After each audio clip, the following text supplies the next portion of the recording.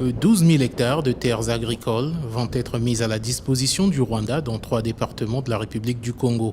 C'est l'une des principales résolutions prises en vertu des accords conclus entre les deux États au terme de la visite officielle du président rwandais Paul Kagame et ses ministres des Affaires étrangères et des Finances du 11 au 13 avril 2022 en terre congolaise. Le leitmotiv de la visite de Kagame au Congo, c'est pour venir justement signer ces accords. On parle de la cession de pratiquement 12 000 hectares de terre, mais aussi surtout le contrat qui est, n'est-ce pas, attribué au holding Crystal Venture. Et on parle quand même de plus de 110 milliards de francs CFA qui sont versés par Kigali pour donc racheter les zones industrielles de Maluku. La République du Congo compte 10 à 12 millions de terres arables, dont moins de 5% sont exploitées pour une agriculture vivrière.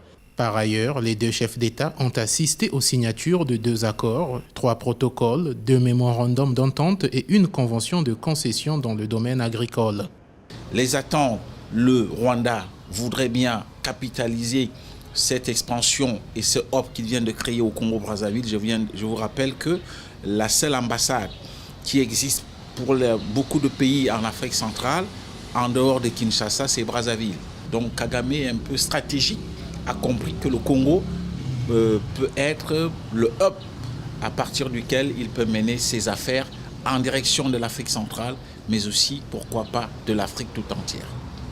Paul Kagame et Denis Sassou Nguesso ont demandé à leurs gouvernements respectifs de s'activer à l'élaboration des plans d'action pour débuter l'exécution des accords qui ont été conclus. Le chef d'État rwandais a achevé son séjour en République du Congo par la visite des sites culturels, industriels et agro-pastoraux à Oyo dans le département de la Cuvette.